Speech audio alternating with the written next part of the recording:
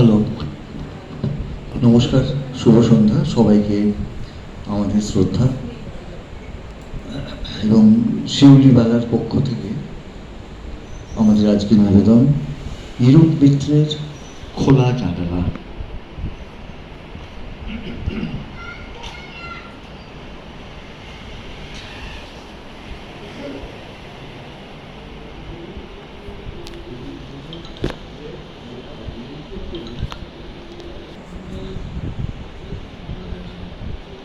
দেখ, ভালো লাগে না, সকাল থেকে কেবল মাছ মাছ করছে। আরে একদিন না হয় একটু সাইজ ছোট হয়েছে, তাতে অত বকর বকর করার কি আছে? কি আছে মানে? এই সাইজের মাছ কি করে মার কাছে নিয়ে যাব? তোমার কি আক্কেল বলে কিছু নেই? আক্কেল নিশ্চয়ই আছে। বিয়ের 10 বছর হয়ে গেল, রোজ কেজি কেজি করে মাছ কিনছি। এ পর্যন্ত প্রায় 3 লাখ টাকার মাছ খাওয়া হয়ে গেল, তাও তোমার আশ মেটে না। একদিন সাইজ একটু ছোট হয়েছে, তা নিয়ে বাঙালদের মধ্যে ঝগড়া করছো?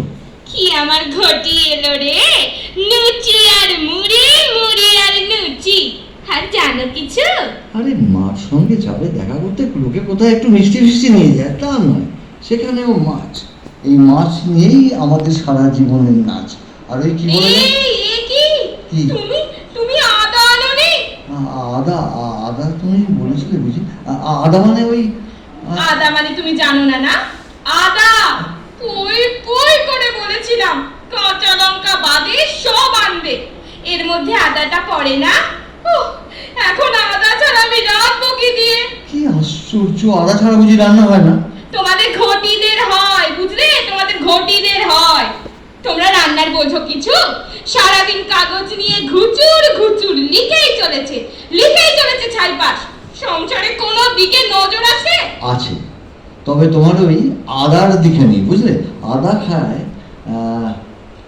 গাধা। কি বললে? আমায় তুমি গাধা বললে? আবার একবার বলো তুমি। আরে মানে ঠিক তোমাকে না, আমি আসলে বলতে চাইনি।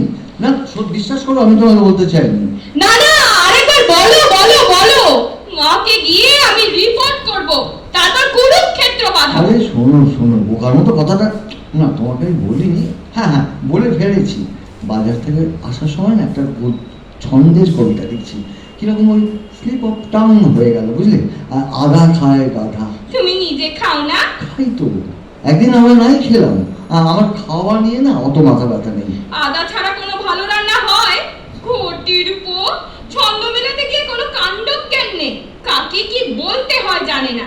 আদা খায় গাধা, ও কোম্মার ঢেকি। তুমি একটা নেকি। আবার তুমি ছন্দ মেলাচ্ছ? আমি নেকি? ন্যাকামো কি দেখলে শুনি? তুমি একটা খুনি। দেখেছো? আবার ছন্দ মেলাচ্ছে। আমি খুনি? উফ, সকাল থেকে একটা কবিতা লিখতে শুরু করেছিলাম, তুমি সেটাকেও মার্ডার করলে। এখন আবার আদা জল খেয়ে লেগেছো আদা নিয়ে। খুনি ছাড়া কি? আমি তোমার কবিতা মার্ডার করেছি? কবিতা কখনো মার্ডার করা যায়? দেখে যাও মা, তোমার জামাই কি অপমানটাই না করছে কবিতার ছন্দ দিয়ে। দেখে যাও কার হাতে আমায় দিলে মা একটু আদা দিয়ে তোমার জন্য মাছ রেঁধে নিয়ে যাব। কোটির পো।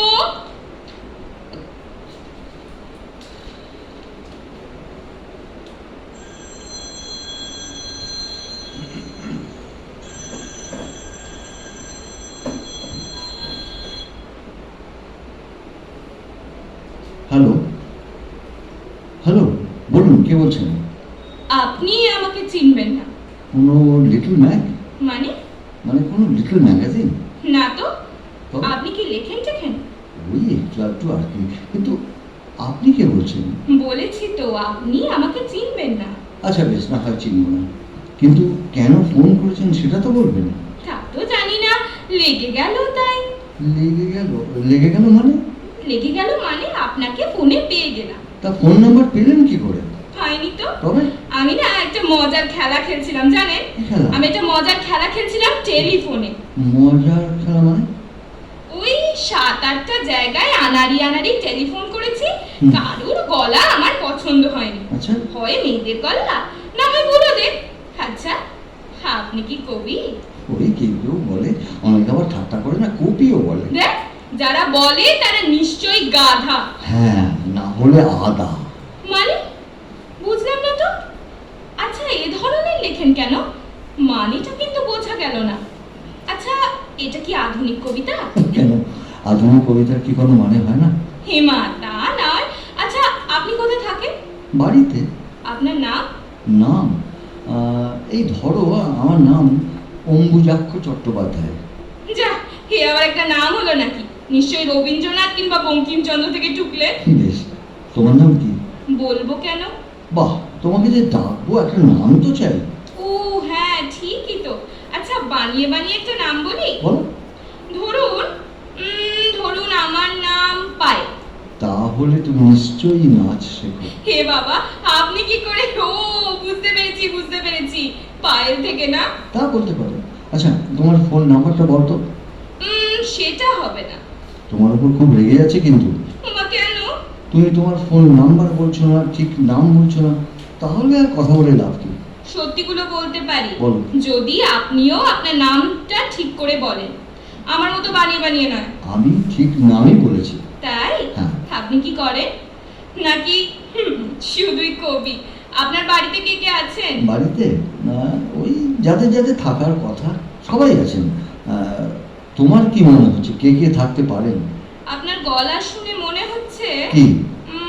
সবে চাকরিতে ঢুকেছেন আর বিয়ে এখনো করেন। আচ্ছা, বেশ। তুমি কি পড়ো? কলেজে পড়ি, বাংলা অনার্স। বাহ। জানেন, আমার তো কাল পরীক্ষা।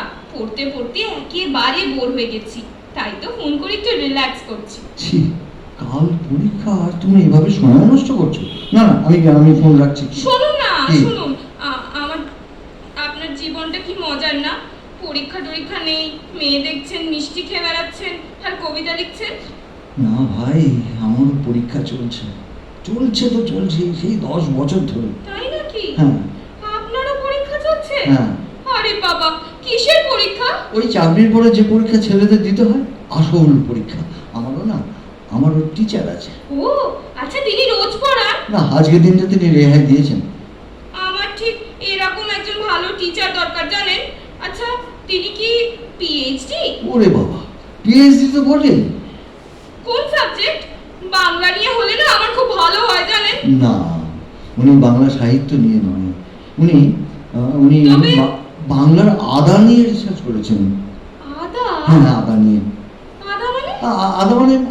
আদা, ওই দেখো না, আদা ও রাধা, আদা বিনা কার্যে বাধা, আদা দিয়ে গলা সাধা, মানে একেবারে ব্যান্ডের গানের মতো, জানো? কি যে হেয়ালি করছেন আপনি, আবার সেই আধুনিক কবিতা বলছেন, তাই না? এটা কিন্তু সেরকম দুর্বোধ্য নয়, একেবারে সহজ করে ভাবতে হবে তোমায়। আদা রাধা? হ্যাঁ। আদা দিয়ে গলা? না হ্যাঁ, হ্যাঁ। না, মানে আমি না ভাবতে পারছি না। কেন? আপনার টিচার আদা নিয়ে আমার কিরকম সব গন্ডগোল হয়ে যাচ্ছে। খুব সহজ, খুব সহজ। আচ্ছা, বলো তো, আদা দিয়ে কি হয়? কেন রান্না হয়? তোমার বাড়িতে কে রান্না করে? কেন মা? তিনি তোমার বাবার কে হন? হ্যালো হ্যালো, ছেড়ে দিল নাকি? হ্যালো। আপনি বিবাহিত? হ্যাঁ, তাতে কি? না, কিছু না। হ্যালো হ্যালো, কিছু বলছো না যে? আপনি মিথ্যে বললেন কেন? কি বলছো তুমি? কখন তোমার মিথ্যে বললাম? স্ত্রী কখনো টিচার হয়? হয় কিনা তোমার বাবাকে একবার জিজ্ঞাসা করে দেখো, বুঝলে? বিয়ের পর সব মেয়ে টিচার হয়ে যায়। কি করে? সব সময় উপদেশ, এটা করো না, ওটা করো না, অমুকটা ভালো, তমুকটা ভালো না, একেবারে সব জায়গা পণ্ডিত।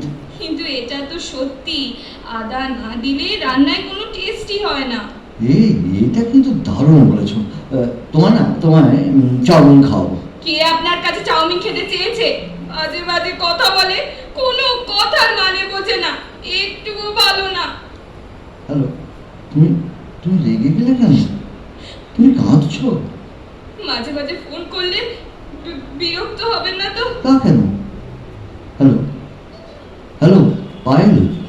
আপনি আমাকে সেই সেই পায়েল বলে ডাকলেন? হ্যাঁ, এই নামটাই আমার খুব পছন্দ, জানো? আচ্ছা, আপনার তো অনেক বয়স হয়েছে, তাই না? আর কি করা যাবে বলো, বয়স তো হয়েছে। মানে আমার বাবার মতো? তোমার বাবার মতো না হলেও কাকার মতো তো বটেই। আপনাকে যদি আমি কবি বলে ডাকি? খুব ভালো হয়, জানো, খুব ভালো হয়। কবি শুনে শুনে ঘেন্না ধরে গেল। তাহলে আমার একটা আবদার আছে। বলো, কি আবদার?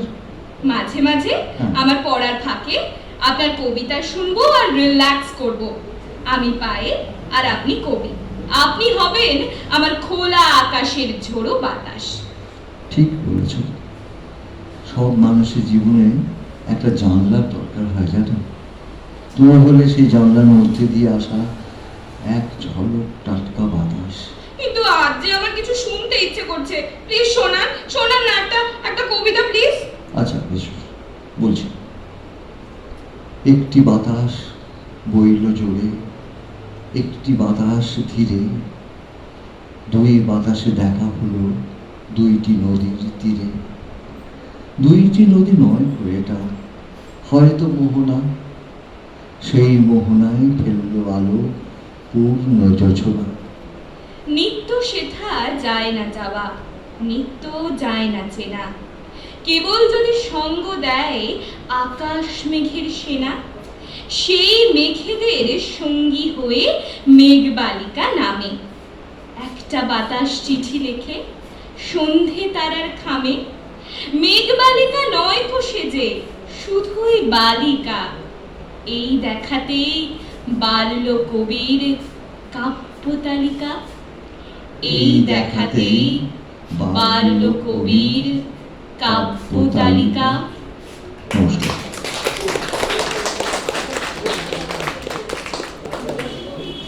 নাটক আমরা উপভোগ করলাম।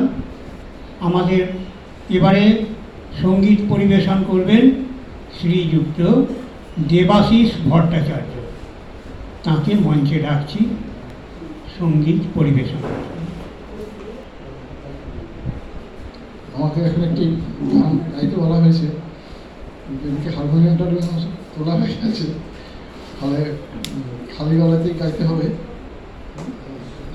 একটু গান চেষ্টা করছি খালি গলায় গায়ে।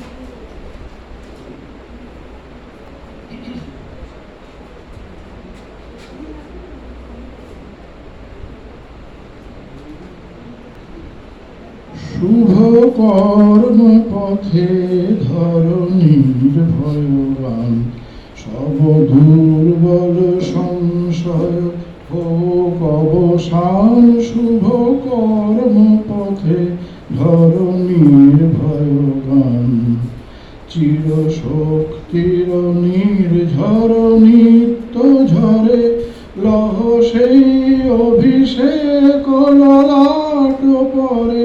কব জাগ্রত নির্মল নূতন প্রাণ, ত্যাগ ব্রতের নিক দীক্ষা, বিঘ্ন হতে নিক শিক্ষা। নিষ্ঠুর সংকট দিক সম্মান, দুঃখই হোক তব ভীত মহান।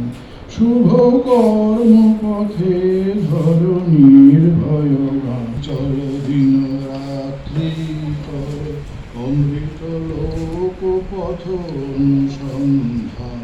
চল চল যাত্রী চল দিন রাত্রি কর অমৃত লোক পথ অনুসন্ধান। জড়তা তামস উত্তীর্ণ, ক্লান্তি জাল কর দীর্ণ বিদীর্ণ।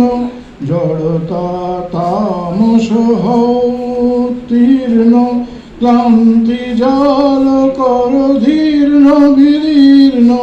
দিন অন্তে অপরাজিত চিত্তে, মৃত্যু তরণ তীর্থে কর স্নান। শুভ কর্ম পথে ধরণীর ভয়গান, সব দুর্বল সংশয় হোক অবসান। শুভ কর্ম পথে ধরণীর ভয়গান।